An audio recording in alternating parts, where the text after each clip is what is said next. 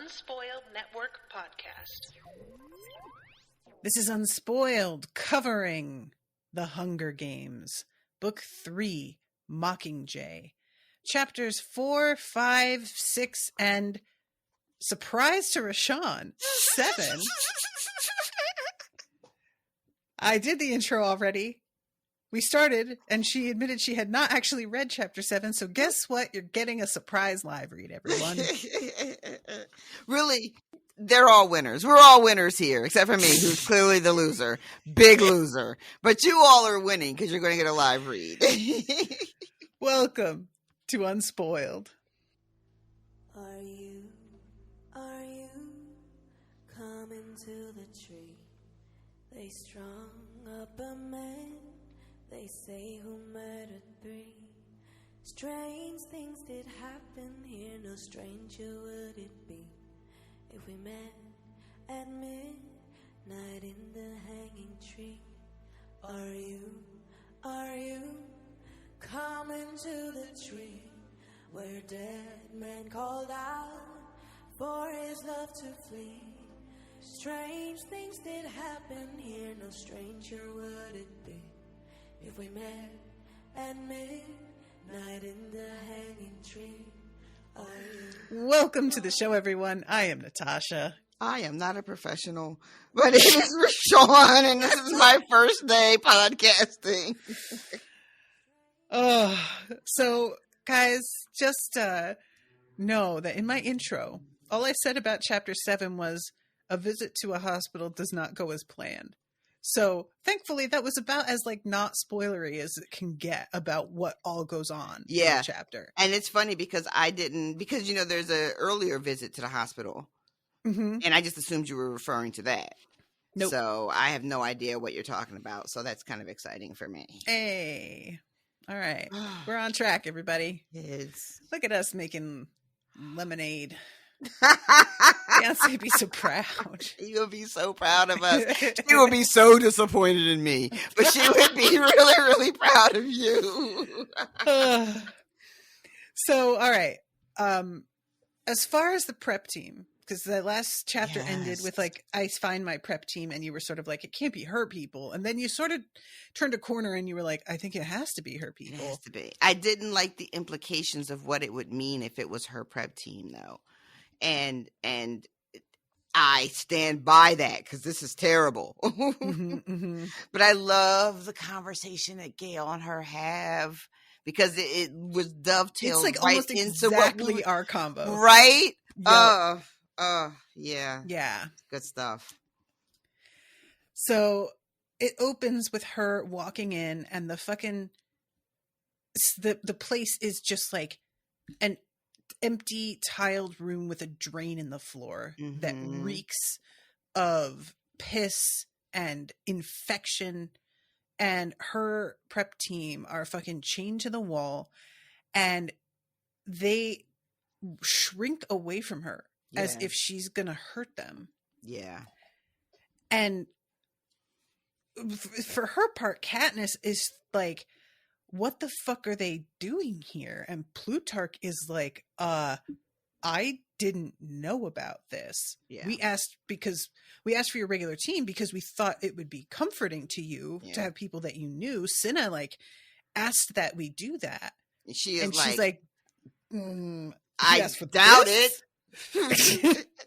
Yeah, Plutarch is like, I just asked for them to be confined, not all this action.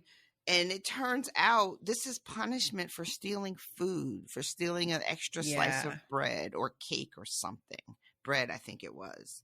Yeah.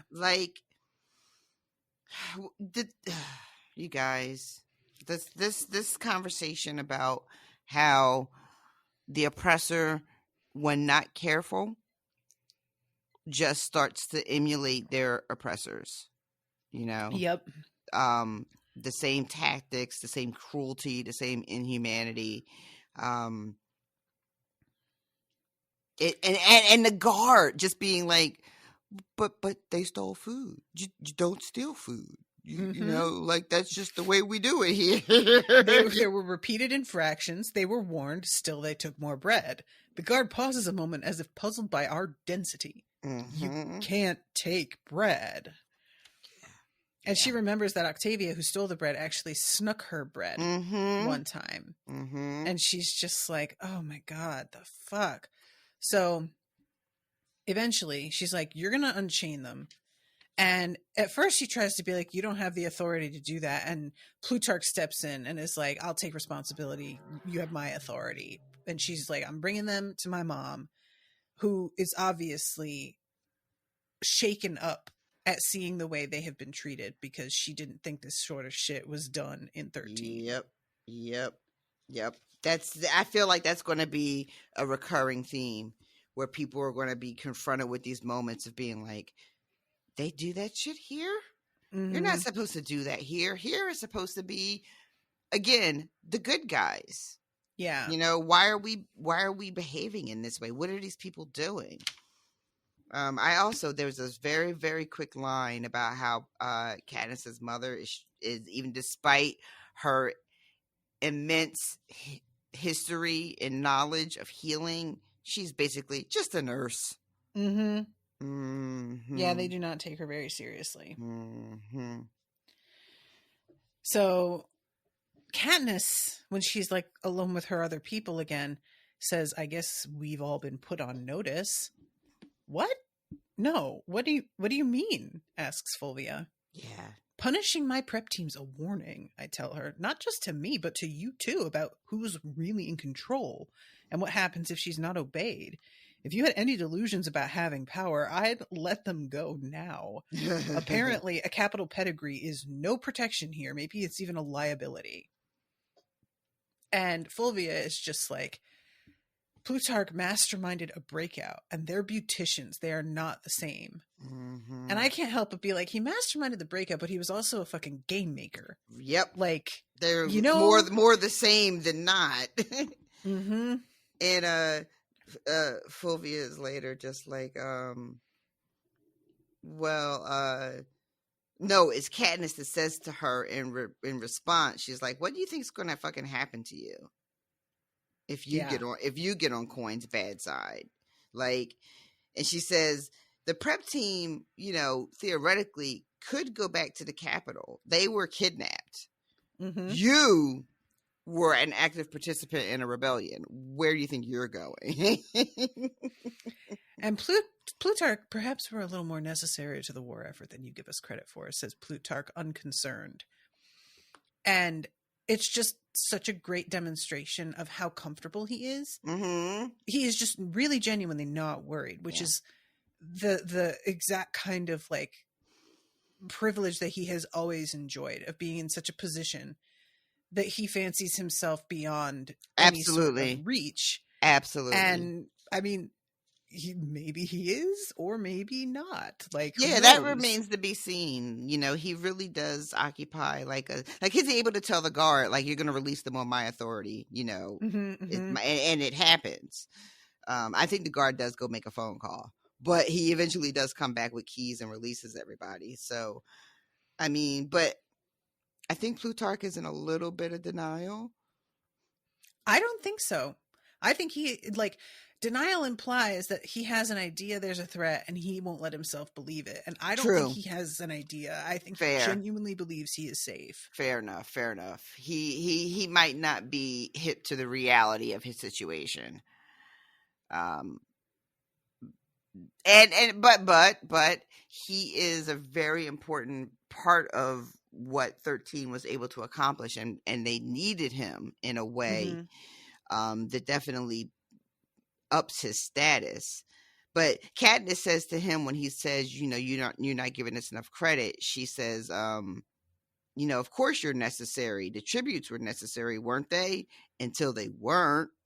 And then we were pretty fucking disposable, weren't we, Plutarch? And that, like, shuts the whole conversation down. And they don't say anything else after that. I bet they don't. So after this, she's let go from like other duties because she's been kind of flipped out, and they finally get their opportunity to go hunting in the woods, her and Gale. And there, I really love this mention of the fact that she has some hand-me-down boots. And she says, apparently one of us walks funny because they're broken in all wrong. And I like that she's not immediately going, they walked funny. She's right. Like, I don't know, maybe I fucking walk weird. One of us is fucked up. I don't know which one of us it is. You know my new boots that I love so much? Though they've begun to, like, the heels have begun to wear, and it turns out that I lean on the outside of my feet so bad that there's like a distinct angle to the heels. Listen. So I've been trying to like walk with the alignment leaning towards the inside of my foot more, and I have come to realize that the reason I've been putting my weight on the outside is because when I try and like put my weight on the inside, it requires me to engage my core. Oh, nobody wants to do that. Yeah, it's like there's no way to do that without altering my whole posture to be better. Yes. Yeah. But it's also more effort. And so I'm like, so I just fall into like the most relaxed state, which makes sense. But it was just really remarkable to see that the angle on these heels, because it is stark. It's like a quarter inch. When I was living in the house with all the girls, before everything fucking blew up, one of the fun parts was, we just all shared each other's clothes. Like it was just like closets and closets of clothes and shoes that we would just go cycle through. And one of my best girlfriends had the cutest shoes, but she did that. She walked on that weird angle where it would be a huge, like a big difference with one part still worn out.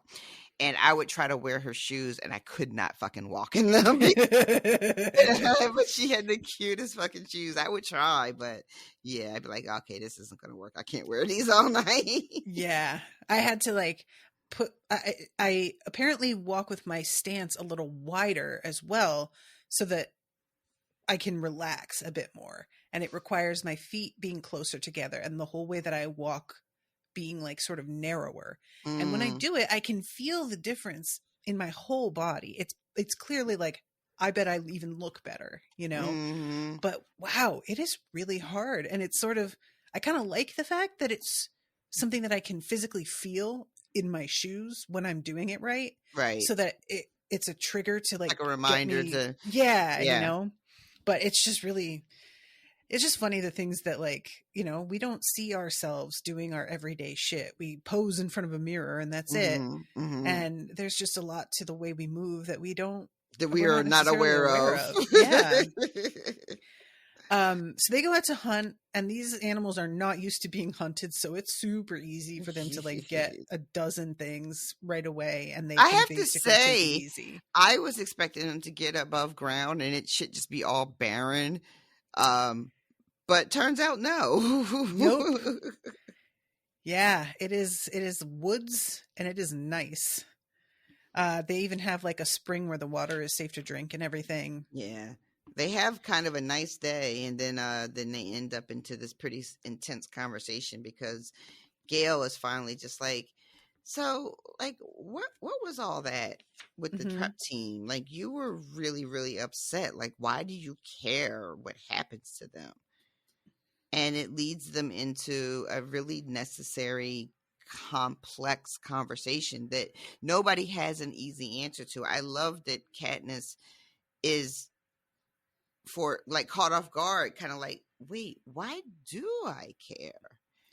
And then she responds at first like, why shouldn't I? And he's like, are you serious? They made you look good to be murdered. Like, how are you even asking that question? Because she says, she makes this comment too about how something like in defense of them, she's like, people at the Capitol, they're kind of like children.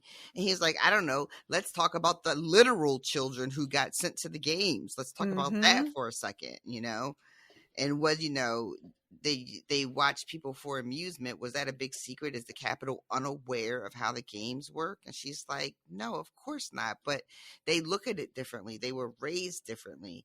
And then she has a moment of being like, I don't have a really logical position. And then she says what I just think is the fucking mic drop. She says, I guess I'm defending anyone who's treated like that for taking a slice of bread. Yeah. That's a good line. And that's it. That's it right there. Yep. What I was like clumsily trying to get to myself, but like, yeah, that's kind of the thing right there. And it doesn't change his mind, and she respects that it doesn't change his mind, and remembers it's one of the reasons why she trusts him so much. Yeah, I really like how often they butt heads, but it's clearly like part of the good of their relationship. Some people might perceive that as like, you guys just don't get along, but they are able to have tough conversations, which is like an indication that they have a good relationship, actually. Yeah. And like, she's a little salty about this conversation. She's like mad at him. She doesn't talk to him for a while, like a day or like the rest of that day or whatever. But yeah, they recover because their relationship is the foundation of the relationship, even with all the stuff they've been through and his unrequited feelings and all that shit. Their relationship is still built on something that is important enough that sustains them through these moments when they don't see eye to eye. This is what's interesting to me is that Gale doesn't agree about like Coin was sending us a message. He's like, nope. I think she expected you to see it as a favor because they did this to you.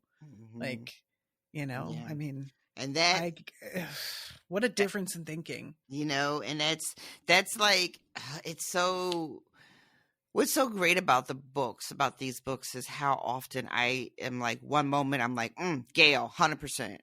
And then I'm like, oh, wait, no, Katniss is making some points, though. And then Peter would say something. I'm like, oh, that goddamn Peter, he's on to something. Yep, indeed. You know, it's like really exploring the gray, which is, you know, what you want. It's what you want to talk about. It's what you want to read, because you want to like wrestle with these questions and try to figure out where you land, you know? Yeah, I didn't remember like that this was coming. So when we had this conversation last episode, I was like, oh shit, this is like exactly what we were talking about. So they go and bring their meat in to give to the kitchens. Turns out Greasy Say survived. Yay. Yeah, see, she's working in the kitchen and she is a little irritated with the lack of imagination, which made me laugh. So she goes to her compartment and it's empty, and she's like, oh, right, because of Buttercup, we're staying somewhere else. And she finds their place, falls asleep, and then gets woken up by Prim, who's like, we have assembly that we have to go to. And there's a moment where Prim says they suffered a lot here, and Katniss is just like, yeah, and we did too. Like, I don't want to hear it. I'm not in the fucking mood. I'm not in the mood to feel sorry for these people right now. Not after what I just fucking saw. And Finnick is here at the assembly. I love this. He stands among them looking dazed but still gorgeous. But he has this little piece of rope in his hand. He is not doing great, y'all. No. And he's just tying it and untying it and tying it and untying it. And she's thinking that this is probably part of his therapy. And she goes over to say hi to him, and he's just kind of out of it. And then finally she has to be like, hey, how are you? And he's like so happy to see somebody. And he's like, what's going on? What are we all meeting for? Oh, bless him. And she tells him, you know, I've finally agreed to be the Mockingjay. And she says, I got them to promise to get the other tributes immunity. And he's like, oh, thank God, because I've been worried about Annie. And she is like, oh my God, I forgot about Annie. Yeah, I really appreciated that she's like, don't worry, I took care of it. And then she like fast walks away from him, like, can I talk to you really quick? And she gets that set up, but there's a moment where Coin is just like, we wouldn't have done anything to Annie. I'm sure she would have been fine. And Katniss is like, if it's fine, put it in fucking writing then. Right. Like, she's very much like, at this point, I do not trust shit about you. So we're going to make sure that this is written up and official and notarized. Yeah. And the reason that Annie would have been safe, according to Coin, is that she's just so frail and messed up that they wouldn't have punished her because she's so doing so poorly anyway. And that was a interesting little moment because it suggests like a level of compassion that is sort of like tinged with pity. Is it still compassion when it's pity? I don't know. It's not even quite pity. It feels almost like disdain.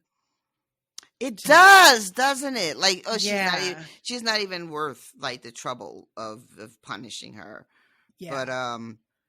But yeah, she gets Annie included.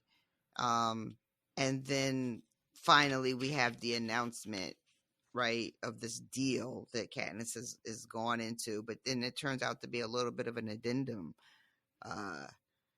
And that Coin tells everybody, we've promised to do this, this, and this, and we're going to grant full pardon to these people. And the crowd, there's a little bit of rhubarb, It's really interesting because, like, it's clear it never entered their minds that Katniss wouldn't be all over being the Mockingjay for them. Yeah. And it's just, I really like this because honestly, if I were them, I think I would also be this way. I would be like, of course she's going to want to do that. That's like been her brand, basically. Yeah, like she's been doing it all this time. What's the problem? Yeah. And that's an interesting point too, because it's sort of like we do this thing when we make people symbols, we forget that they have their own agendas and their own desires, and we just think that they're going to perform the role that we've assigned to them. Yeah. And then we get like weird when that person makes any kind of thing that we consider a demand. And we do this all the time. Like we assign people roles, like athletes, right? Shut up and play, shut up and dribble, shut up and throw the ball, shut up and sing, right? That one. Yeah. That's not an athlete, but but yeah, that's the thing we do. And then when the singer, athlete, movie star, whoever comes out and starts talking about things outside of that scope, especially if they're political or social justice oriented, then people get all in a tether about it and, resentful that this person is doing anything other than performing the very narrow role that we have said they get to perform for our benefit. Yeah. Yeah. So,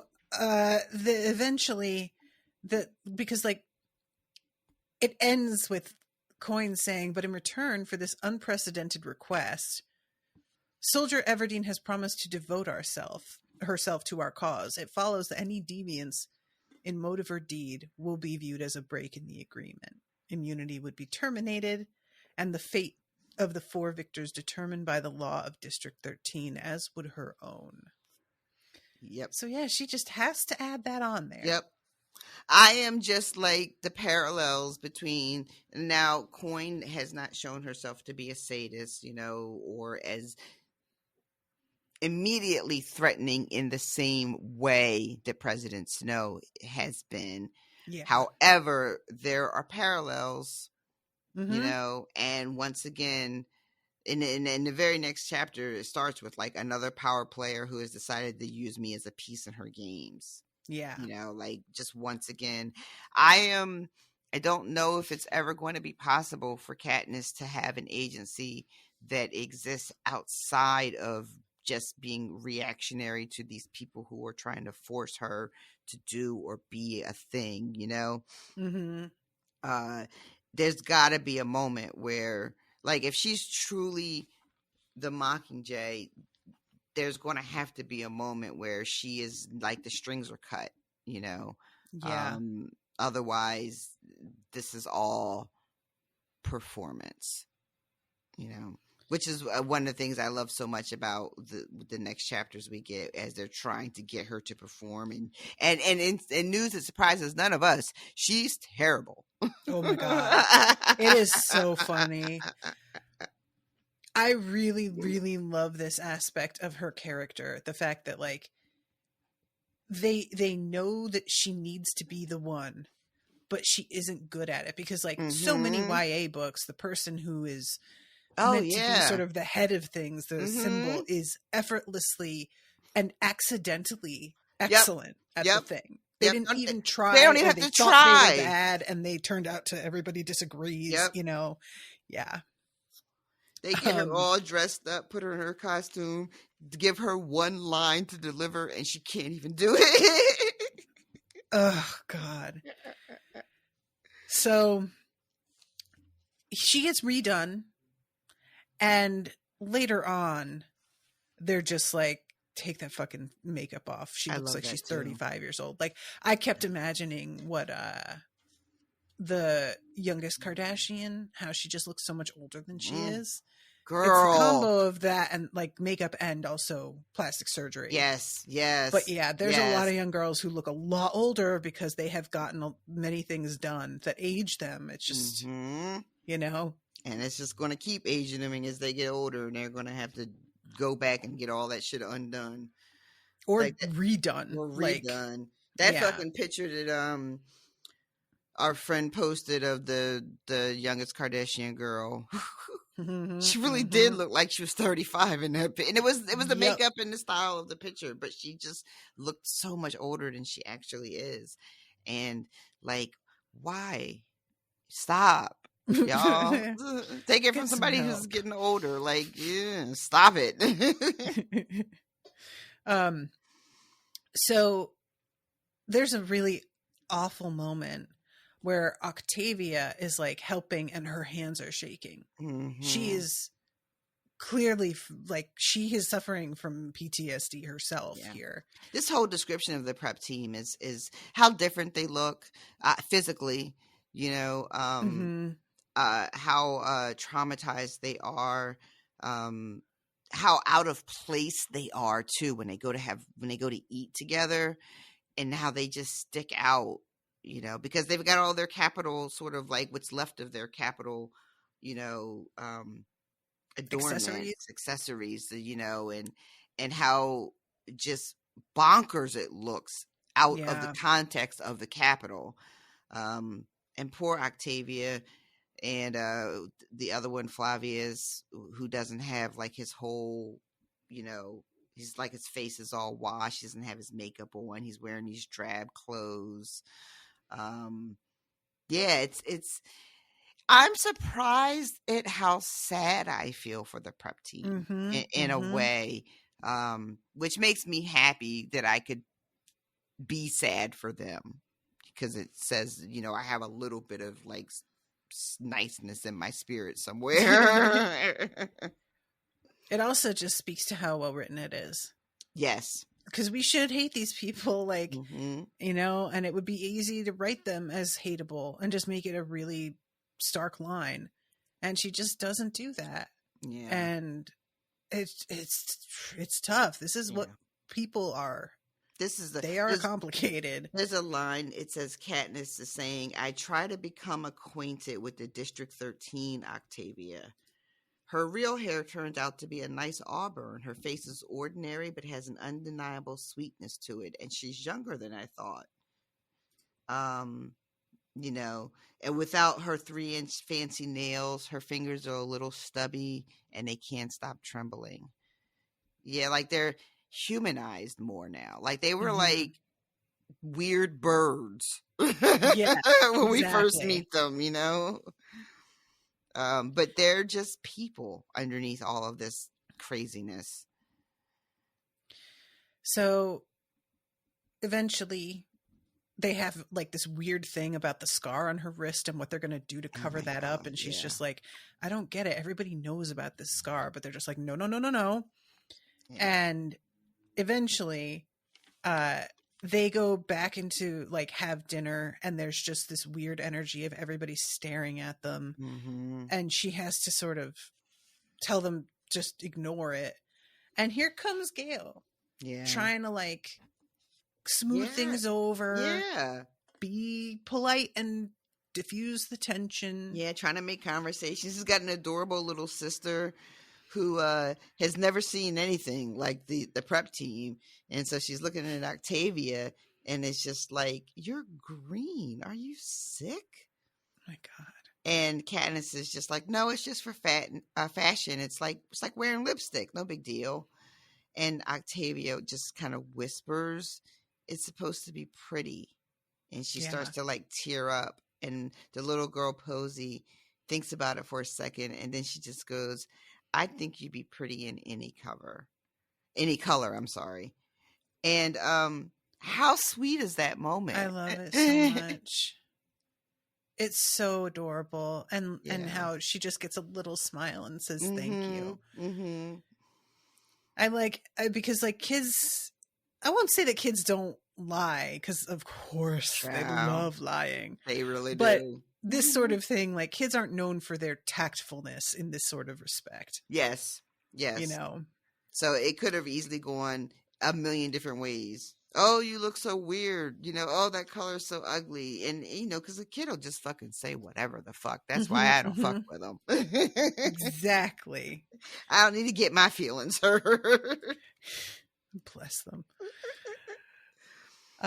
So yeah, it's just sort of an interesting, like, Gale knows he fucked up, but he also doesn't consider it a fuck up. He's like, you know, later on, I'm not changing how I, like, what I said. I believe what I said. But he's doing his best to at least make an effort, which is really what counts, you know? Yeah. And afterwards, he talks to her, and they're talking about Coin again. And he says something about how telling Katniss that you have to remember Coin is like running this district, and she can't make it can't look like you're running her. You know? And Katniss is like, oh, you mean she can't stand dissent even if it's fair? I really do enjoy Katniss just being like, let me reword everything you say into something much worse. It really is a talent. Go ahead. Yeah, do it. Go ahead. She's very good at it. I love when he's like, you want me to lie about how I feel? And she says, no, I want you to rethink it and come up with the right opinion. Oh, which, my like, God. If that is how good is from that my line? Own mouth, I felt very much like, okay, there is no need to actually go into my archives of podcasts and find this and put it in a book. That was rude. Unnecessary. And I didn't get royalties. But yeah, so then they go down to see Beetee. And it's an interesting thing because, like, you know, they're hanging out together and there is a moment where she's remembering how Beetee won the game. Yeah. And is just, she doesn't like to think about this because it's fucking grim, man. You know, like, she can remember what the people who he electrocuted looked like as they died. But nevertheless, it just takes, you know, he seems so gentle. Yeah. And now he's over here like creating weapons, and it's just ugh. And it reminds her too, like, because she can't think about the way Beetee killed people without remembering that she's also done the same. So when she's talking about that thing with Beetee, she goes, not his fault, only self-defense. We were all acting only in self-defense. Yeah. And in that moment, she wants to just fucking leave. But, you know. She has a lot of that. A lot of moments of just like, I would like to just not be where I am right now. Right. That'd be great. Beetee, on the other hand, is like in his element, you know. This is his wheelhouse. And what he's got, he takes him to this fucking armory, and they've got some heavy fucking artillery happening here. And just to get to it is like super intense with like security checks, multiple security checks, DNA, fingerprints, scans, all kinds of shit. And then they finally get through to see everything, and it is impressive. Yeah. And they've got like some heavy duty shit. They've got this really cool bow / rocket launcher the Gale picks up, and then this badass bow for Katniss, that like voice fucking activated. She's got arrows that have explosives, arrows that have fire, like all kinds of shit. It's like a little Alexa. Like she can turn it on with her voice and turn it off, say goodnight to it, and it goes to sleep. You haven't watched Schitt's Creek, so you won't understand this joke. But anybody listening who heard her say it's a little Alexa, I need you to acknowledge why I laughed, because you'll get it. But I won't say why, because you have to watch it, and then I really do need to watch it. Maybe that I have been in such a state and having a really hard time getting into TV, but that is probably something that I could get into right now. That's actually probably perfect for what I need. Yeah, I think I'll give it a go, because it has been bleak. I haven't been able to find anything to watch. I'm trying to think what Owen and I have been watching. We've been watching The After Party on Apple. Oh, I tried to watch that. You couldn't get into it? No, I tried when you first told me about it. I think you told me about it because the guy that plays Edwin from Ted Lasso is in it. The guy that plays right, and he's really funny. I really do enjoy him. But I might go back to that. But I think Schitt's Creek might be perfect because it's like kind of feel good and it's comedy, and they're like short, right? They're like 30-minute episodes. Yeah, I think so. Yeah. That sounds right. Yeah. If you start, I mean, I haven't rewatched it for ages, so I'll be interested to get texts from you of like, oh, I just watched the episode when blah blah blah happens, because I will have forgotten everything. Yeah, I think I will cue that up. But so this bow that Beatty has made for her is, you know, she's looking at this thing and she's just like, holy shit, this is beautiful. Yeah. Like she lifts it and it's like perfect for her. The weight, the balance, all of it is just magnificent. And I love that she's just like, what is it doing? Because it starts to like vibrate and hum. And he's like, oh, it's saying hello. That was really, and it only reacts to her voice too, which is really rad. That's the coolest thing. Yeah. I love a weapon that like can't be used against you. That's my favorite. Sense of comfort in that as an American living somewhere with very lax gun laws and the statistics being what they are. I like that idea. Call me crazy. I mean, why haven't we? Well, never mind. I don't want to get us derailed. Don't. But yeah, I feel like we should have that, but at this point. But you know, so she's feeling pretty good when she leaves Beatty and gets back to the prep team, and then they start getting her ready. And Beatty mentions to her like, and how's Finnick? And she's like, oh, that's right. Super good. And he's like, well, you know, I made him a trident, so let him know. And she's just like, okay, but just to herself, like, yeah, he's real fucked up. I don't know if I'm going to tell him that. I love how that comes back later too. It's so perfect. Yeah. They get her all dressed up, put a bloody bandage over the scar on her arm to make it look like she's been in recent combat. Mm-hmm. All this makeup, there's smoke, lighting. She's got the outfit on, and this is all staged. This is for the fucking propaganda little vignettes they're going to be making. And fucking Finnick is wandering around set. Just like has nothing to do. He's just wandering around for hours. And then he comes up behind her and he's just like, after she's all dressed, and he's like, they'll either want to kill you, kiss you, or be you. I really do like that. But yeah, it's just so okay. I'm just gonna like put this here now. You know how I've just talked about how like the vibe of the movies is wrong. Mm-hmm. What they're doing here in this scene is what it feels like the movies are doing all the time. Oh.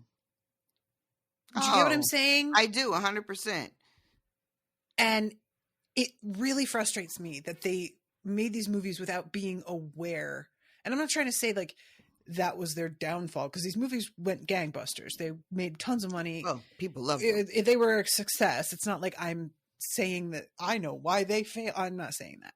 I am saying for me, why they didn't work is the whole energy of the way they handled things was the way the Capitol handles things. And I know it's sort of that the point of what she's doing here is that this is like how Hollywood does stuff. So how do you have Hollywood make fun of itself? But like, you can, if you have a director that knows what they're doing. Yeah, you can. It's not an impossible task. It's not even that unusual a thing to do. And they just didn't even try, in my opinion. They fully stepped into the aesthetic that this scene is making fun of, in my opinion. And it's just really disappointing. That's a real shame. I can see how, like, these moments, you know, they'll either want to kill you, kiss you, or be you, could just be peppered throughout the movie, like over and over and over and over again.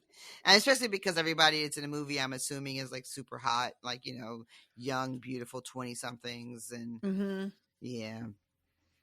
Another mistake. Like, they shouldn't be beautiful 20-somethings. They should be gawky kids. You want to see what's horrifying about this. And we do not react the same way to 20-somethings. The way that we do to children who are fighting and killing each other. It's just not the same. So anyway, the line she's supposed to say is, "People of Panem, we fight, we dare, we end our hunger for justice." And she's like, they're clearly so proud of this, and I think it is very bad. She's like, I can tell they worked really hard on this. They spent months, maybe years.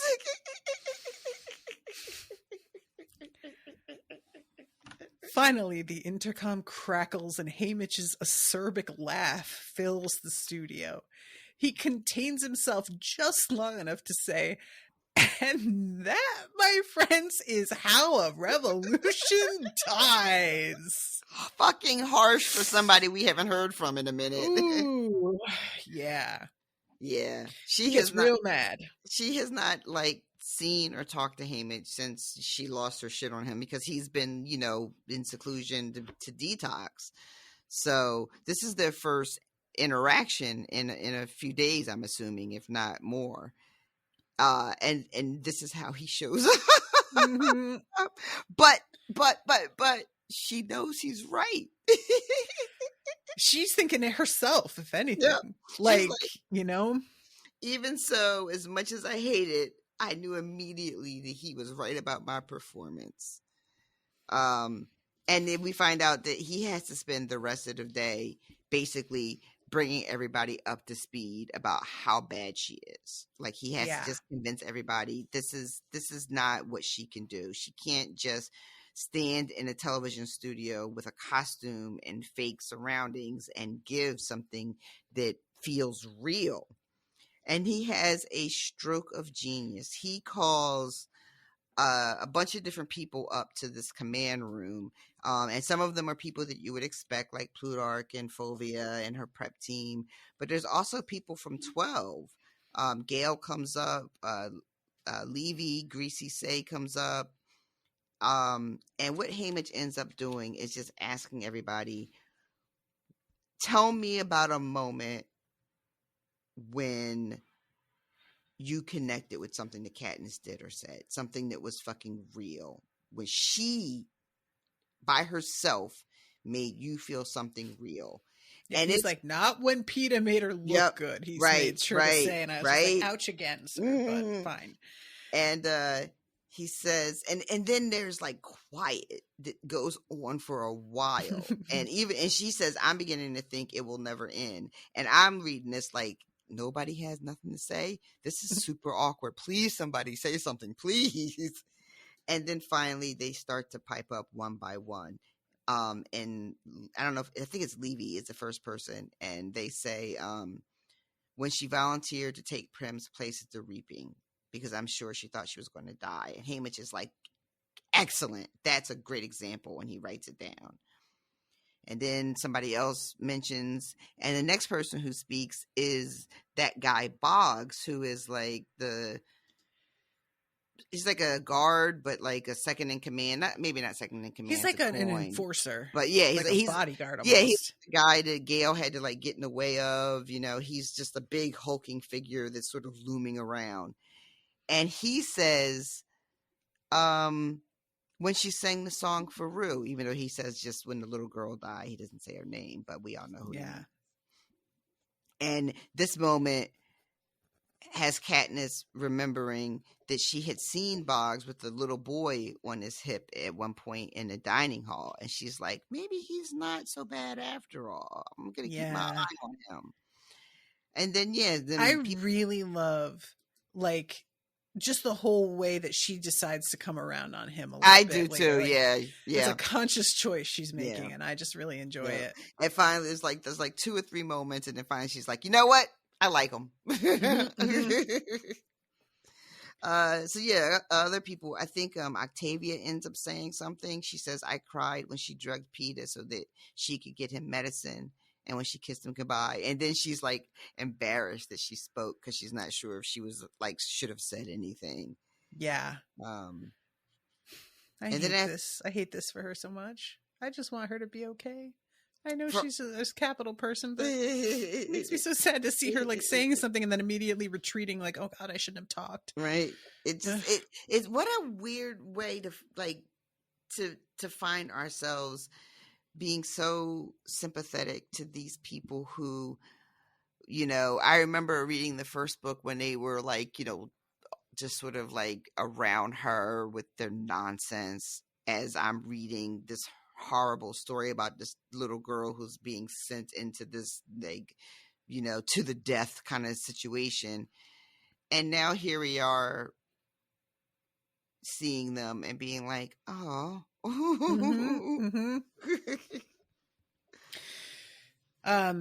So yeah, eventually he's like, so what do these all have in common? And they're like, well, they were unscripted and they were like out there in the field. And Fulvia's like, well, you're not thinking they were putting her in combat. And Haymitch is like, I'm not, because yes, I am. Funny you should say. And Gale's like, but people think she's pregnant. How can we let them see her? And immediately Plutarch's like, oh, we can just say that she lost the baby because of being electrocuted. Boom, done. Which I have to assume this is something that he's just been thinking about. Like, absolutely, you have to, absolutely, because he had that right off the cuff. Right, he was ready with that. No big deal. Easy peasy, he says. Easy peasy. And then, so there's a little bit of back and forth about that, but Haymitch has a good case. Nobody can really argue. They need to get her into a real life circumstance in order to get the performance from her that they need. So they decide they're going to drop her in District 8. And Coin is like, all right, well, we'll do it, but you're going to have security. We're going to have, you know, camera crews and everybody's going to be there. You're going to be in it, but you're not going to be like in it. We'll drop you off. They had a bunch of shit go down this morning, but it seems like it's calmed down now. So we'll just drop her in that situation. I could not help laughing when she's like, what if you die? And Katniss is like, then use me as a martyr. Like, what do you mean? And she's just like, all right, I was just checking to see if you had thought about what if you die, but if you're just going to be that chill about it, I guess I will also. There's just something about Coin that, like, she is conniving. She's definitely like a Slytherin. God forbid I use that term anymore, but still, I'm saying it. But also there's a part of what she does that I kind of respect, and it's just how practical she is. Did you tell me to a point, you know? Is she played by a black actress in the movie? Did you tell me that? No, you're thinking of the prequel movie, and that what's her face? What is her name? I don't really. From How to Get Away with Murder. Oh, is Viola Davis in the prequel? Viola Davis is in that, yeah. I hadn't really seen anything for the prequels. I just pictured Coin being black for some reason. No, she's played by it's a white woman, and I'm trying to remember her name. Let me look it up because that's going to bother me now. But you will know who she is once I find her name. Julianne Moore. Oh, I like her. Yeah. I like her a lot. And then Dalton is just like, you need to wash her face, talking about Katniss. And everybody is like, what? And he says, she's still a girl and you have made her look 35. It looks like something the Capitol would have done. And I said, And then she has her sit down with Haymitch, which I really like. Good. This is so good. We're going to have to work together again, so go ahead. Just say it. I think of the snarling, cruel exchange back on the hovercraft, the bitterness that followed.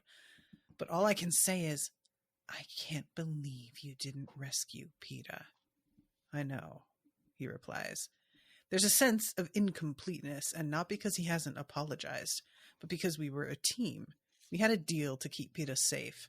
A drunken, unrealistic deal made in the dark of night, but a deal just the same. And in my heart of hearts, I know we both failed. Now you say it, I tell him.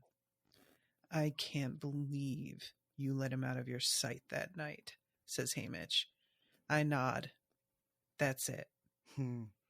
I play it over and over in my head, what I could have done to keep him by my side without breaking the alliance, but nothing comes to me. You didn't have a choice. And even if I could have made Plutarch stay and rescue him that night, the whole hovercraft would have gone down. We barely got out as it was. And I he's love just this like, moment. He's not dead. Not yet. We're in the game. And I'm your mentor. So when we go out there, remember, I'm in the air and I can see shit a lot better than you. So you're going to fucking listen to me. And she just says, we'll see about that. See. In true Katniss fashion. Mm-hmm. So she goes back, washes the makeup off her face, takes the fucking bandage off her arm so the scar from the tracker being dug out is there. And she's like, there, now this looks like me. And they get her in her armor that Cinna designed and all her fancy new weapons.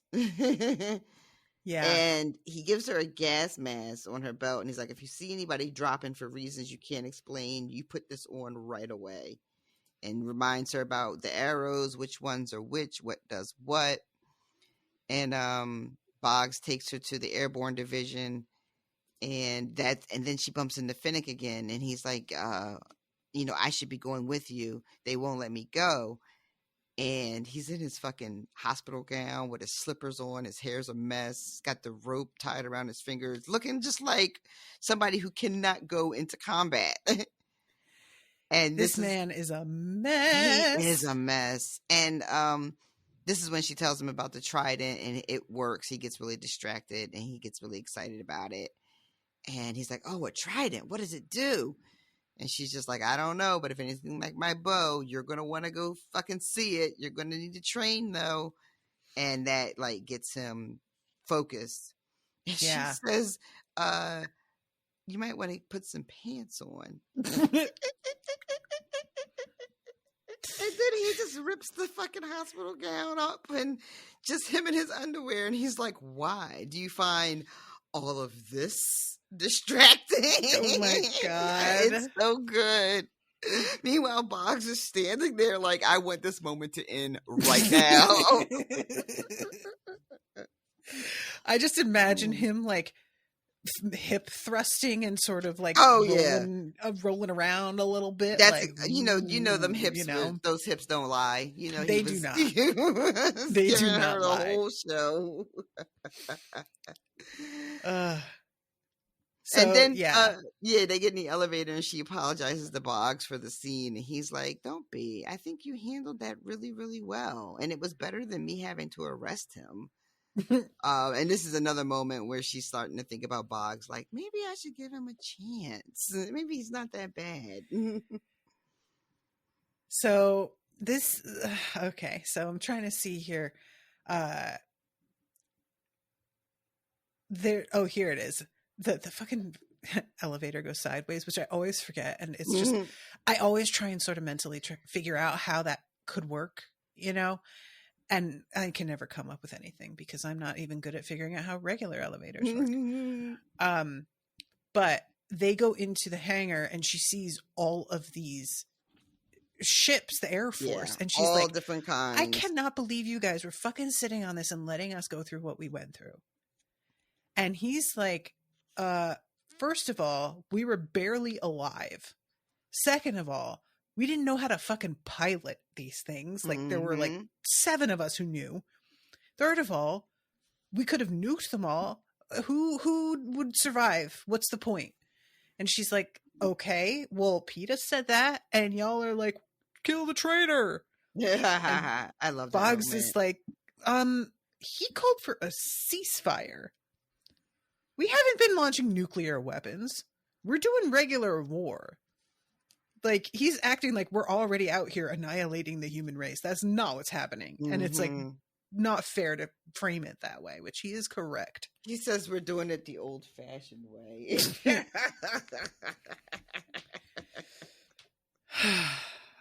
So, Gale, he's here in his uniform, looking damn good. Yeah. Somebody else says how good he looks too. Who is it? Is it fucking? It's Fulvia, I think. Yeah. Isn't he handsome? And then Boggs just says, well, don't expect us to be too impressed. We just saw Finnick Dare in his underwear. I love this. I decided to go ahead and like right. Boggs.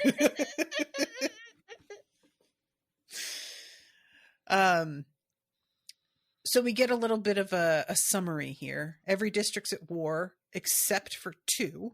This because really they are class traitors. I would have bet cash money it would be District 1. Same. I was so surprised that it jumped to District 2, but then we find out that District 2 becomes the new District 13 as far as being like where they produce their weapons. Right. Even though that's like undercover, like I forget what they're publicly. Oh, they're the stone quarries publicly, but really what they are is, where they make weapons. And not only is it weapons, it's where most of the peacekeepers are trained and come from as a way to escape poverty, which, I mean, that's not news. Looks at camera. Right? Get your little Jim Halpert on. Like, yeah. But yeah, they are very like militaristic over there. And it's like, it shows in the way they approach the Hunger Games as well. Yep. And it says it's a fucking 20-year commitment to be a peacekeeper. No marriage, no children. This shit is almost like the Night's Watch. Like, it's a lot. I had no idea. But and also we find out that people join the peacekeepers and your debts are forgiven. And many people in the capital are swamped in debt. So District 2 is where they turn for additional troops. And it's a way to get out of poverty and life in the quarries. And they're raised with this warrior mindset. And that makes her start to think about the people that she's met from District 2. And it was a good reminder for me because I can't remember what districts everybody comes from. That was Cato and Cloves district and Brutus and Obaria's district. Right. And we remember how those motherfuckers got down. Yeah. And then when Gale is like, so if we win, what are we doing? And Plutarch's like, oh, we're going to like establish a centralized government with representative. We're doing democracy.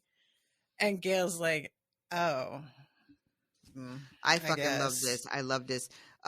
So Plutarch is like, don't look so suspicious. It worked in the past. And Haymitch is like, yeah, in books. And Plutarch is like, yeah, history books. Our ancestors did it. We can do it too. And then this fucking line. Frankly, our ancestors don't seem much to brag about. I mean, look at the state they left us in with the wars and the broken planet. Clearly, they didn't care about what would happen to the people who came after them. Called out. Hello. Looks at camera again. I'm just staring at that camera. So, and then the poison pills. Yeah. There's a little spot for it and everything that she can reach even if her hands are tied. And they call them Nightlock. In your honor, Katniss, they say. Can you imagine? No, I cannot. Just being like, hey, we named it for you. Yeah, for if you have to kill yourself. Isn't that cool? Oh my God. Jesus Christ. Everybody, calm down. So, okay, now we're going into the live read of 7. You ready? I'm ready. The hovercraft makes a quick spiral descent onto a wide road on the outskirts of 8.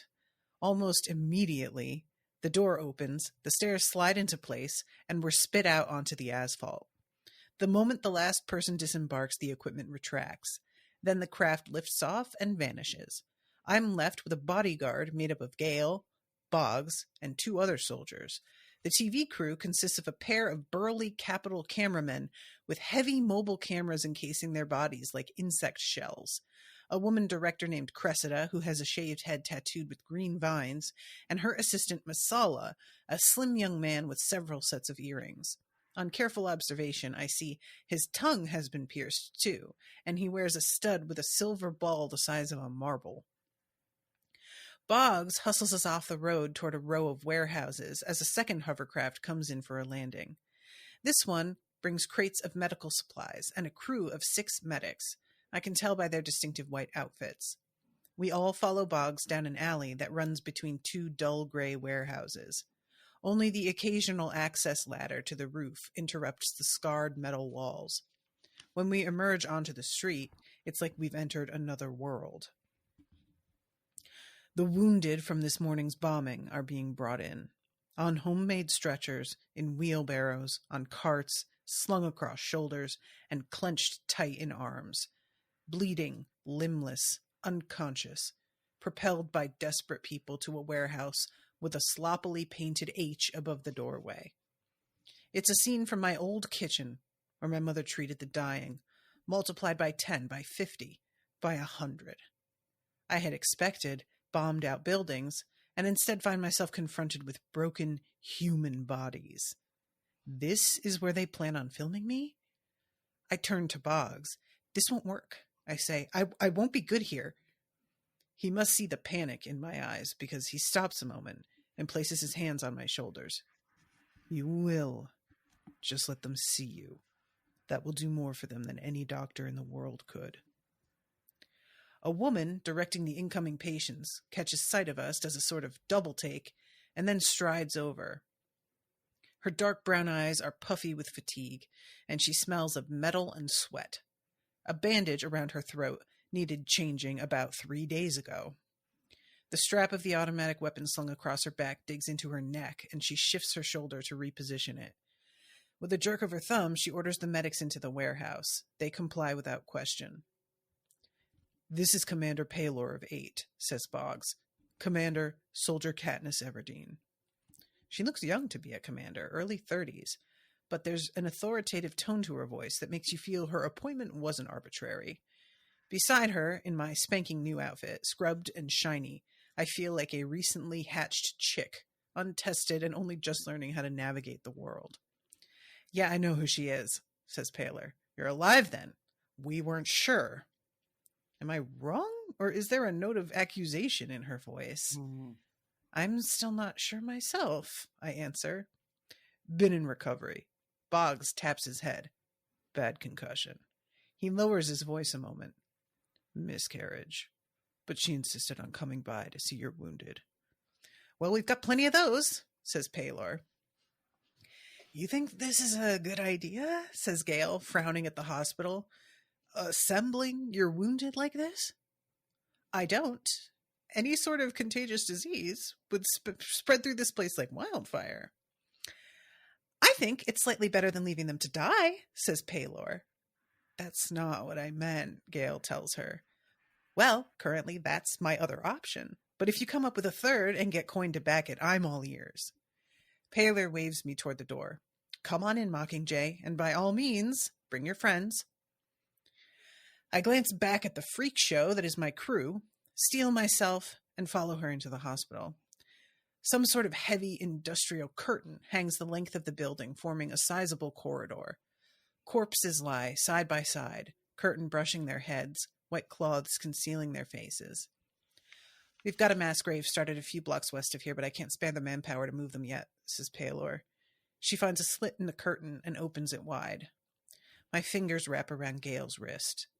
Do not leave my side, I say under my breath.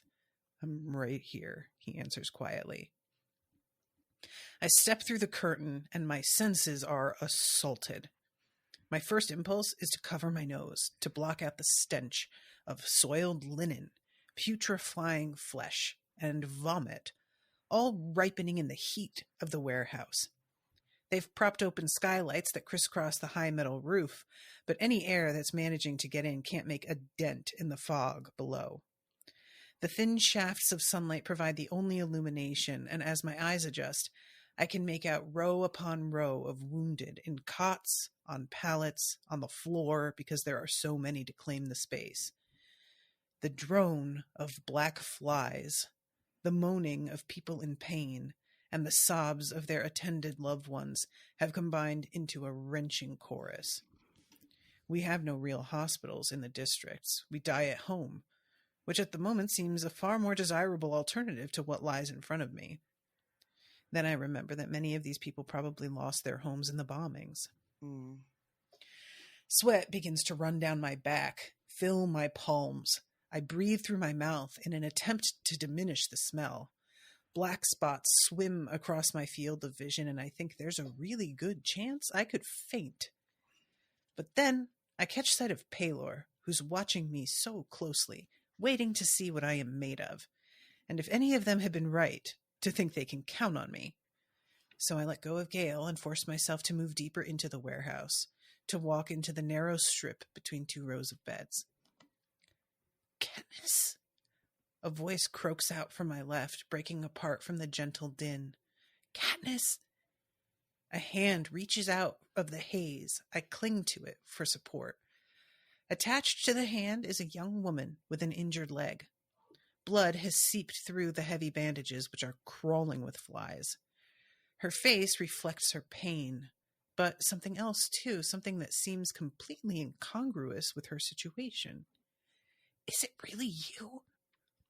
Yeah, it's me, I get out. Joy, that's the expression on her face. At the sound of my voice, it brightens, erases the suffering momentarily. You're alive. We didn't know. People said you were, but we didn't know, she says excitedly. I got pretty banged up, but I got better, I say, just like you will. I've got to tell my brother. The woman struggles up to sit and calls to someone a few beds down. Eddie! Eddie! She's here! It's Katniss Everdeen! A boy, probably about 12 years old, turns to us. Bandages obscure half his face. The side of his mouth I can see opens as if to utter an exclamation. I go to him, push his damp brown curls back from his forehead, murmur a greeting. He can't speak, but his one good eye fixes on me with such intensity, as if he's trying to memorize every detail of my face. I hear my name rippling through the hot air, spreading out into the hospital. Katniss! Katniss Everdeen! The sound of pain and grief begin to recede, to be replaced by words of anticipation. From all sides, voices beckon me. I begin to move, clasping the hands extended to me, touching the sound parts of those unable to move their limbs, saying, hello, how are you? Good to meet you. Nothing of importance, no amazing words of inspiration, but it doesn't matter. Boggs is right. It's the sight of me, alive, that is the inspiration. Hungry fingers devour me, wanting to feel my flesh. As a stricken man clutches my face between his hands, I send a silent thank you to Dalton for suggesting I wash off the makeup. How ridiculous, how perverse I would feel presenting that painted capital mask to these people. The damage, the fatigue, the imperfections, that's how they recognize me. Why I belong to them. Despite his controversial interview with Caesar, many ask about PETA, assuring me they know he was speaking under duress. I do my best to sound positive about our future, but people are truly devastated when they learn I've lost the baby. Oh. I want to come clean and tell one weeping woman that it was all a hoax, a move in the game, but to present PETA as a liar now would not help his image, or mine, or the cause. I begin to fully understand the lengths to which people have gone to protect me. what I mean to the rebels. My ongoing struggle against the capital, which has so often felt like a solitary journey, has not been undertaken alone. I have had thousands upon thousands of people from the districts at my side. I was their Mockingjay long before I accepted the role. A new sensation begins to germinate inside me, but it takes until I'm standing on a table waving my final goodbye to the hoarse chanting of my name to define it.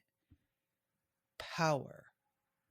I have a kind of power I never knew I possessed. Snow knew it as soon as I held out those berries. Plutarch knew it when he rescued me from the arena, and Coin knows now. So much so that she must publicly remind her people that I am not in control. When we're outside again, I lean against the warehouse, catching my breath, accepting the canteen of water from Boggs. "You did great," he says. Well, I didn't faint or throw up or run out screaming. Mostly, I just rode the wave of emotion rolling through the place. "We got some nice stuff in there," says Cressida. I look at her insect cameramen, perspiration pouring from under their equipment. Masala scribbling notes. I had forgotten they were even filming me. "I didn't do much, really," I say. "You have to give yourself some credit for what you've done in the past," says Boggs.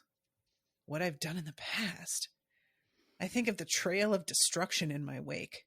My knees weaken, and I slide down to a sitting position. That's a mixed bag. "Well, you're not perfect by a long shot, but times being what they are, you'll have to do," says Boggs. Gale squats down beside me, shaking his head. "I can't believe you let all those people touch you. I kept expecting you to make a break for the door." "Shut up," I say with a laugh. "Your mother's going to be very proud when she sees the footage," he says. "My mother won't even notice me. She'll be too appalled by the conditions in there." I turn to Boggs and ask, "Is it like this in every district?" "Yes, most are under attack. We're trying to get in aid wherever we can, but it's not enough." He stops a minute, distracted by something in his earpiece.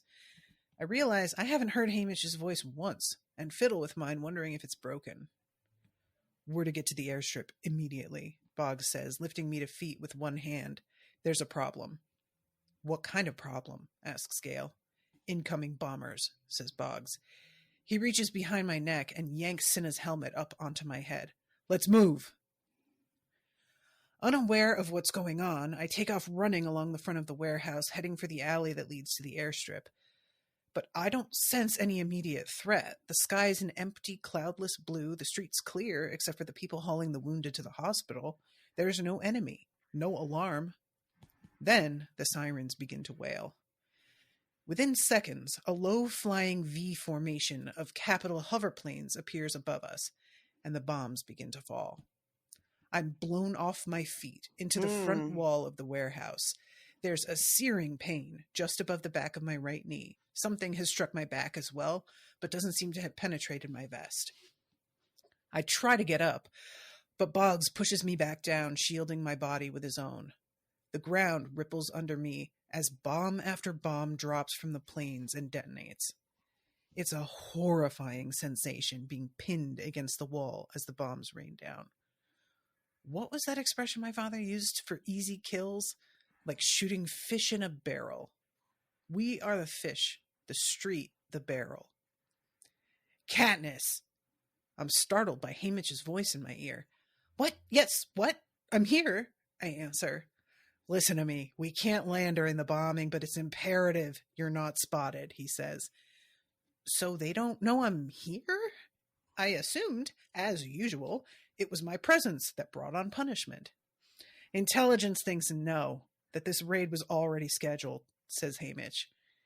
Now Plutarch's voice comes up, calm but forceful. The voice of a head game maker used to calling the shots under pressure.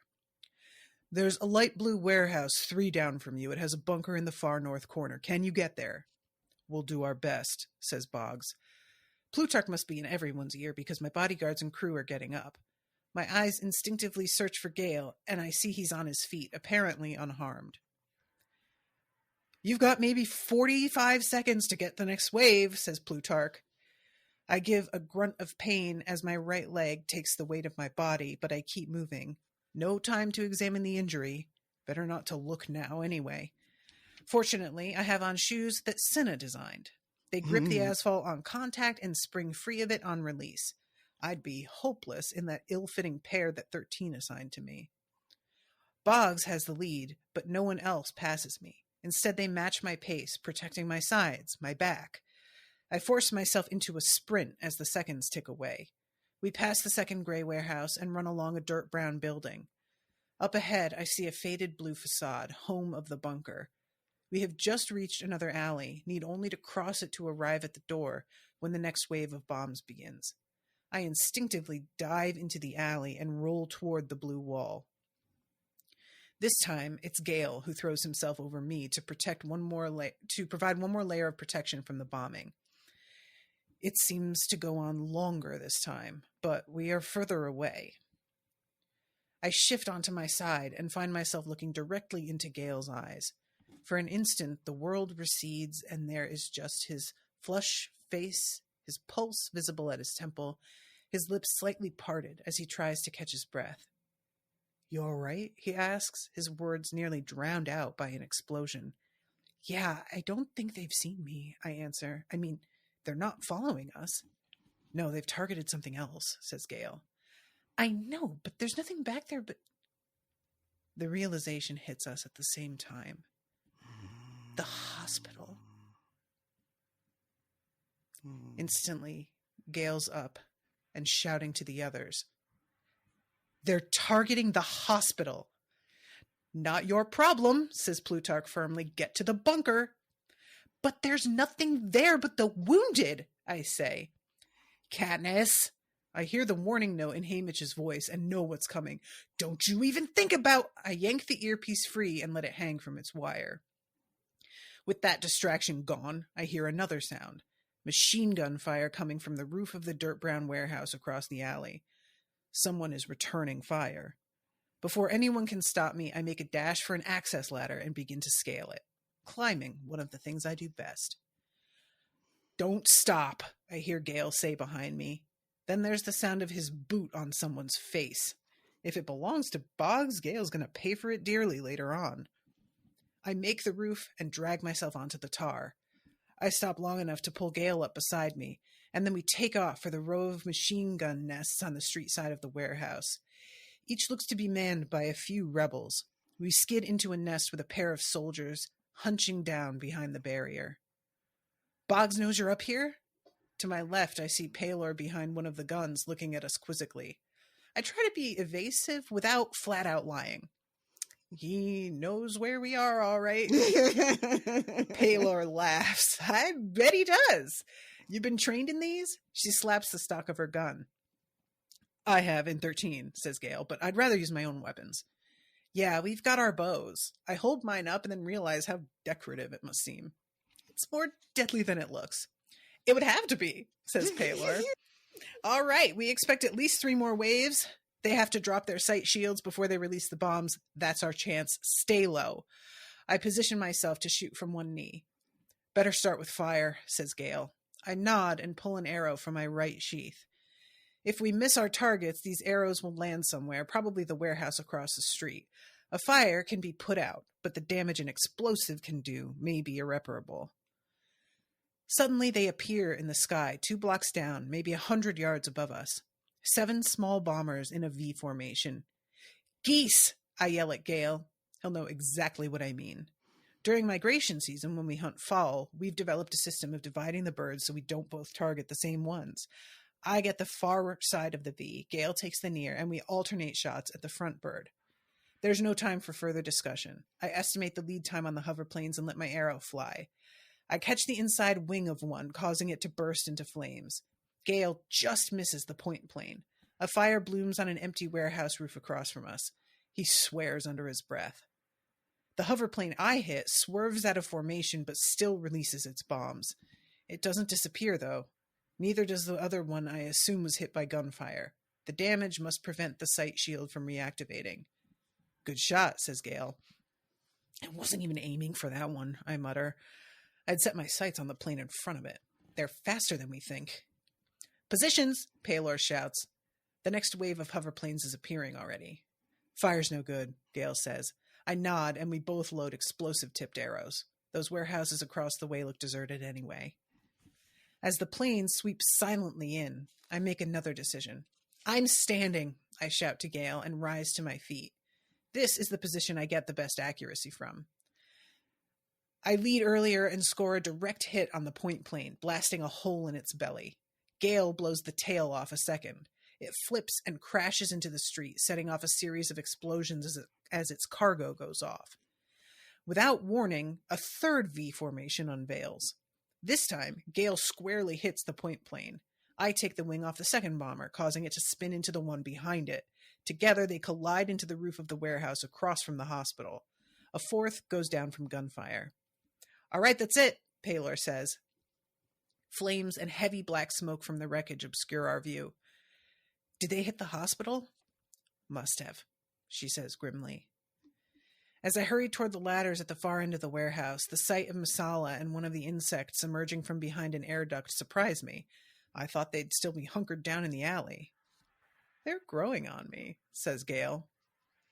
I scramble down a ladder. When my feet hit the ground, I find a bodyguard, Cressida, and the other insect waiting.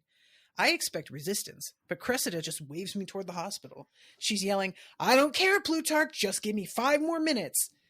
Not one to question a free pass, I take off into the street. Oh no, I whisper as I catch sight of the hospital. What used to be the hospital. I move past the wounded, past the burning plane wrecks, fixated on the disaster ahead of me. People screaming, running about frantically, but unable to help. The bombs have collapsed the hospital roof and set the building on fire, effectively trapping the patients within. A group of rescuers has assembled, trying to clear a path to the inside, but I already know what they will find. If the crushing debris and the flames didn't get them, the smoke did. Gale's at my shoulder. The fact that he does nothing only confirms my suspicions. Miners don't abandon an accident unless it's hopeless. Come on, Katniss. Hamish says they can get a hovercraft in for us now, he tells me. But I can't seem to move. Why would they do that? Why would they target people who were already dying? I ask him. Scare others off.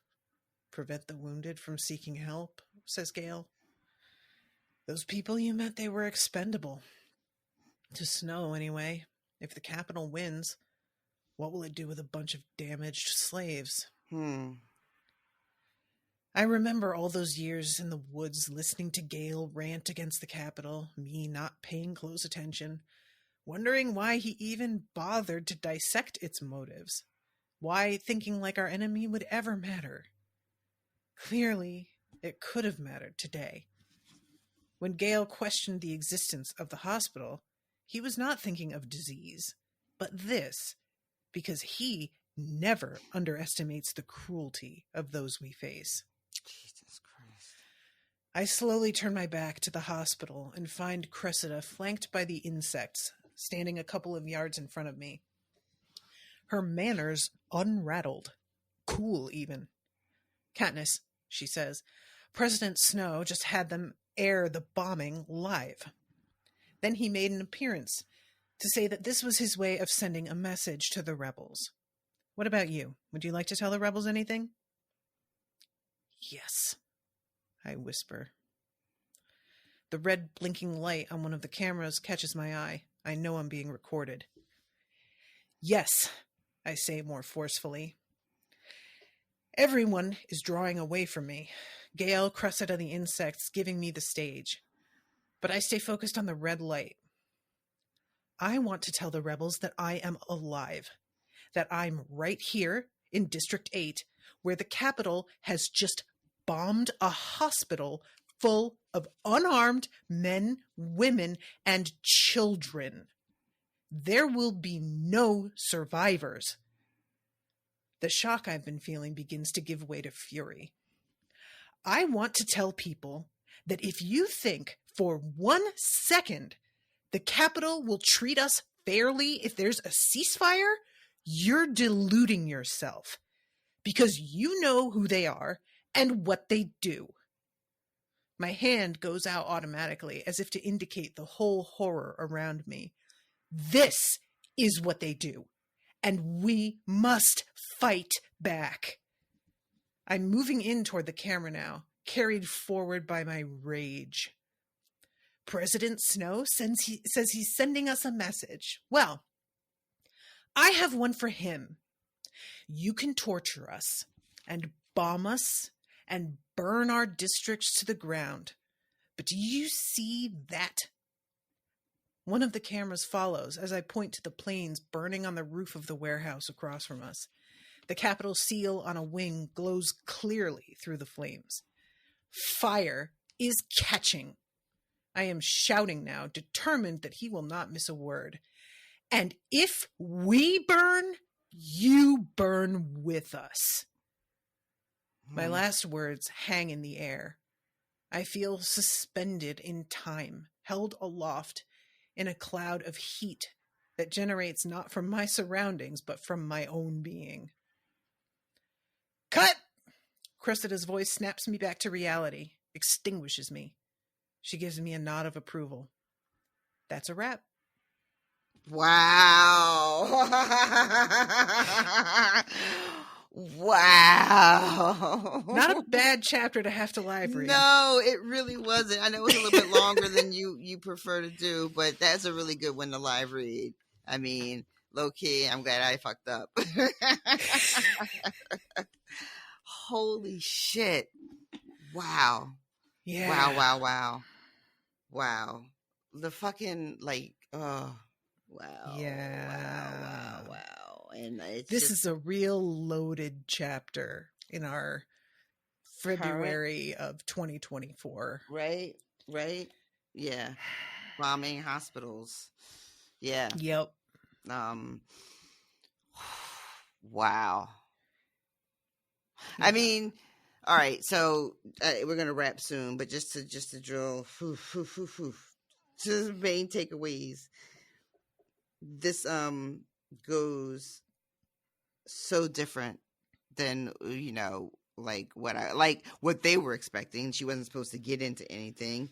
Then the reaction everyone has to seeing her in the hospital, just her presence, and seeing that she's still alive and that she hasn't abandoned them, and a little bit about the miscarriage and the guilt she feels because she's having this like authentic moment with these people, these real moments, but the lie is still out there. Yeah. And how that that's really heartbreaking. And she has to maintain that lie, so it keeps like a little bit of a barrier between her and these people that she's having this moment with. And then for it to turn into a bombing, multiple bombings, it just, these people who are, they're armed, they're not completely unarmed. The people in the hospital were, but there are rebels on the ground. They're fighting back there, they're shooting planes down and everything, but they're so outmatched. And then her, like, this is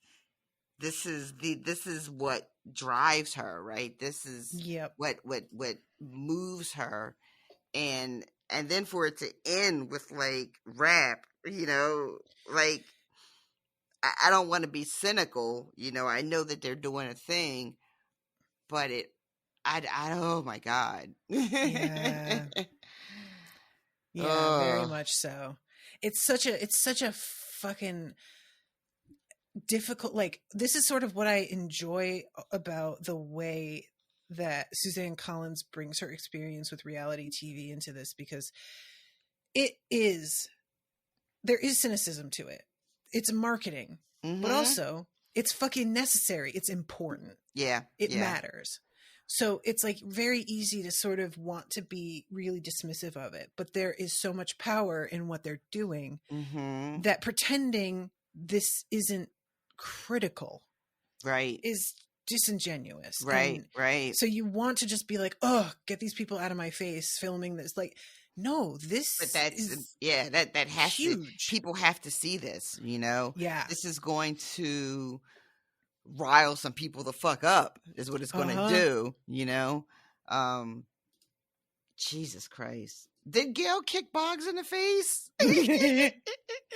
We don't know. I hope but, not. I mean, I hope yeah. not. Only because I don't want, like, I don't know if Boggs would be cool about it, or if he's going to report him. I mean, because they went off script. They weren't supposed to, like, go in. But what else is, this is her.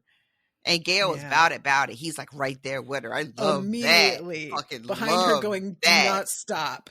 Like, we're going. This is happening. This is the, like, I like low key. I've been wanting somebody to, you know, to fucking tell her, yeah, let's ride, instead of, like, always cautioning her to not, like, she's so fucking delicate and everything. Like, nah, bitch, go do it.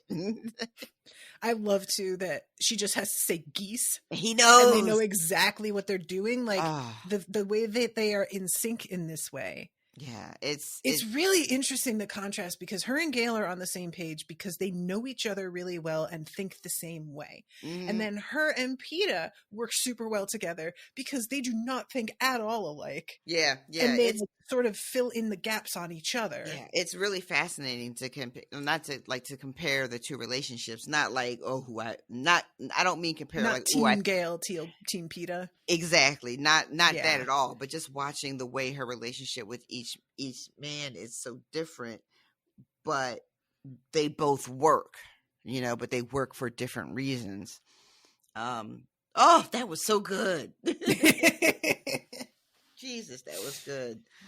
And then the heartbreak, like that moment, and this was really real, right? Because we can know how awful power is, right? Whether it's a government or whoever you're talking about, usually governments, and yet still be gobsmacked at the cruelty.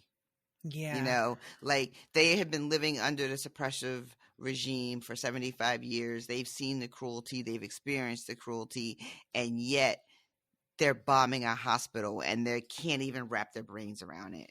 Right? Like, they are fully aware of how cruel the Capitol is, and this is just, they're like, wait, they're doing what? Yeah. And then Gail is just like, gets it, right? And I love this, that throwback to when he's questioning, like, why is everybody all in one room? Like, is this a good idea? I was thinking along the same lines as, like, kind of like health reasons, right? Right. But Gail is like, no, this is just one big fucking target.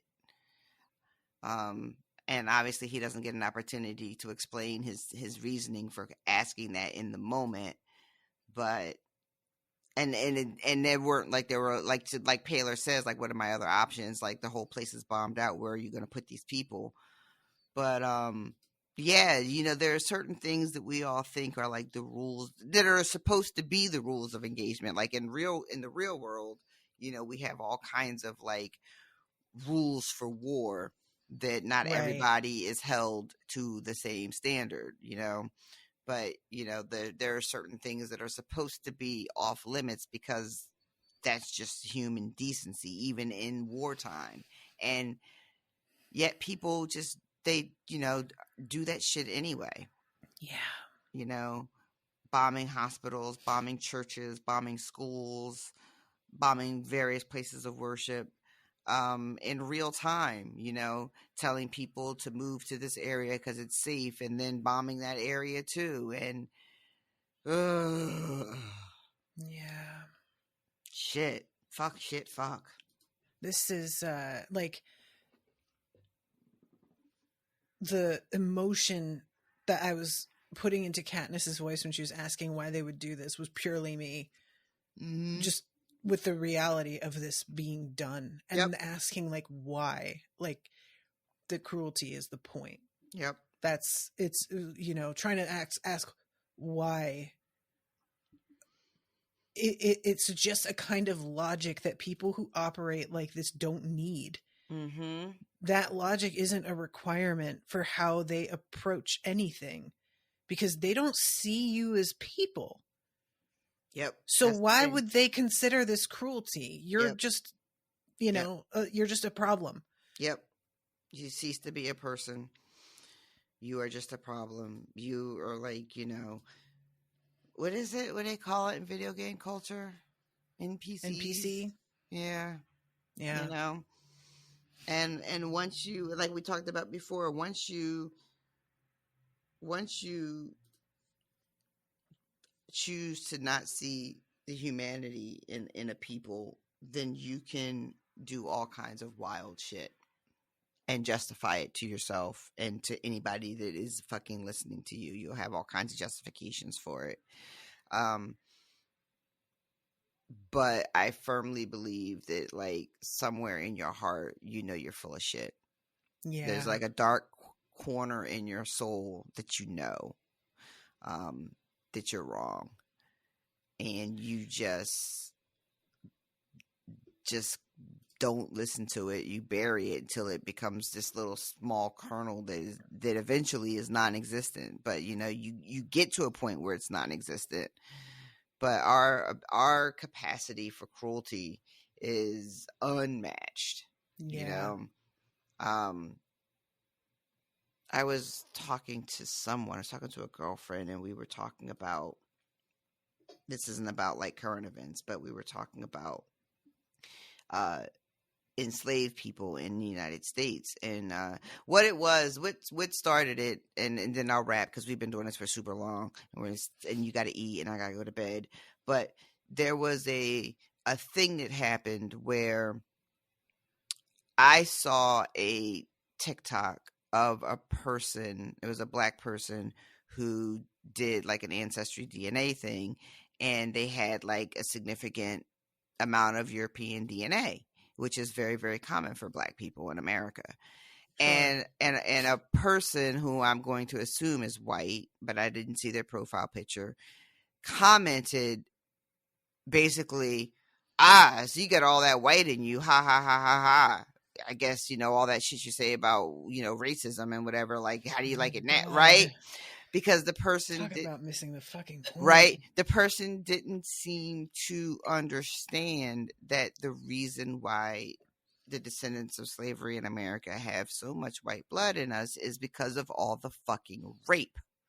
Like, it just didn't occur to them. They thought it was they really thought it was a gotcha moment. Oh, your ancestors didn't hate white people. Look how much they slept with them. Is that what, really? You think that's how that went? Oh, yeah. Okay. Yeah. Like, what? And so that sparked a conversation between me and a friend because we were talking about how really the dissonance it must have taken to believe that black people were subhuman, were animals, and yet you still slept with them. You still fucked them. Like, what does that say about I mean, the fact that you had slaves says everything you need to know about you. But then, like, take it a little bit further than that. Like, what? What? Yeah. Yeah, it's just, but once you decide that people aren't people, you just fucking feel like you can do whatever. It's fucking dangerous. Did you see that episode of Black Mirror? Do you remember the one I'm talking about? Where there's like this war against these weird alien creatures that are like very bug-like. Oh, like the weird doggy things? I think I tapped out of that episode. I don't think they were. I thought they were more insectoid. Yeah. They were weird robotic sort of things. I might be thinking of a different episode. But so, spoilers for this Black Mirror episode. Everybody who is, fighting these things, they're like an invasive species, like an alien species. And then at the end of the episode, you find out that when you join the military, they are able to implant something to cause people of a certain race to look like these things. Oh, no, I don't remember that episode at all. I must have tapped out before the end. So they thought that they were doing this thing to an alien race of like insects, and it turned out to be actual human people. Holy shit. Yeah, it was just, you know, taking dehumanization to a whole other level. Wow. But yeah, just Yeah. Jesus. And like the thing with Snow, it was hard for me the first time I read this. He airs the bombing live, and I'm like, how could you do that? Don't you know how bad that's going to make you look? Guess what? They don't.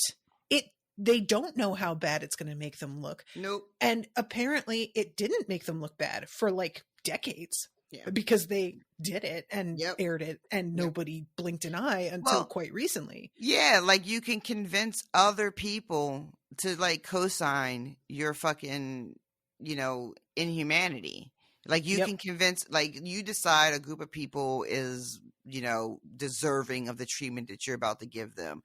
And then you just tell the rest of the world, and the rest of the world is like, okay, you're right, you know? And that can go on until someone is finally like, hey, wait a second. And that just keeps, it happens over and over. We keep doing it. We just keep doing it, you know, picking different people. And there have been groups, you know, throughout history all around the world that, you know, find themselves at the fucking end of this. What is that expression? I don't know what I'm trying to say, but they find themselves on the tail end of that receiving end, the receiving end of that treatment. Yeah. Gotcha. You know, and we just fucking rinse and repeat because we don't learn. We don't learn. Well, and on that note, my garage band just stopped. Well, here's hoping that Zencastr is going to come through for us. So again. I'm going to go ahead and wait to say hi to new patrons till the next episode because it's really late. Yeah. You guys, apologies. RoShawn and I had to use our backup garage band last week instead of the Zencastr.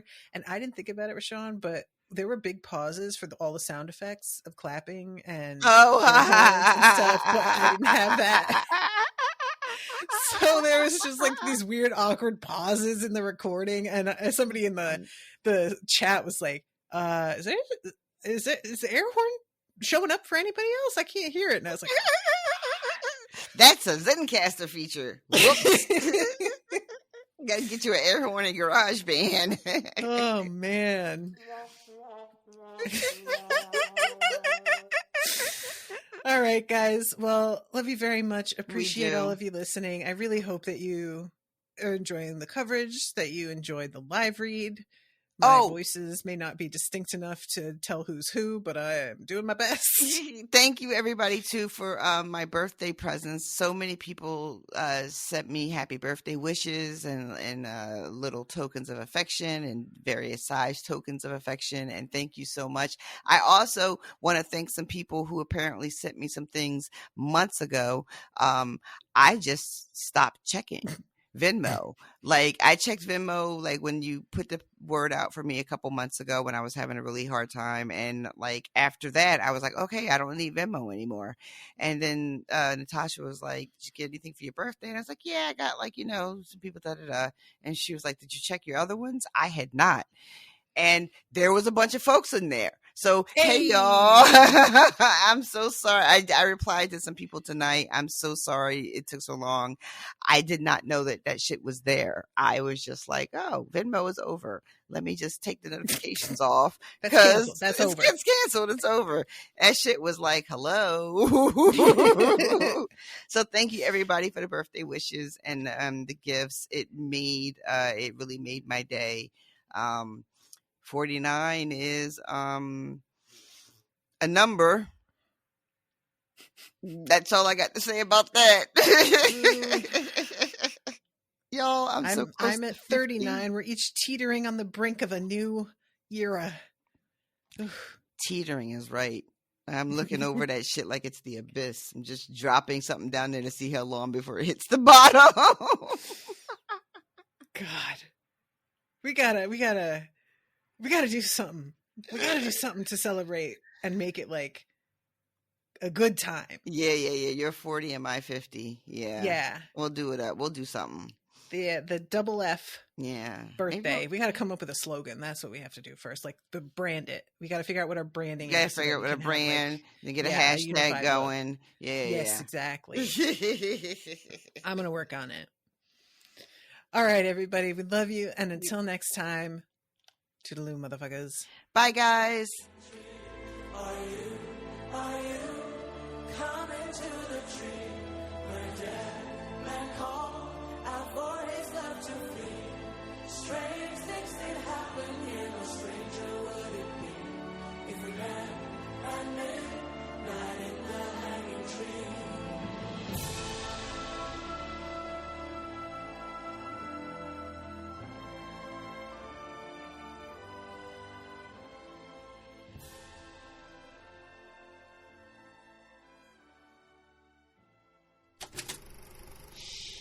That was an Unspoiled Network podcast.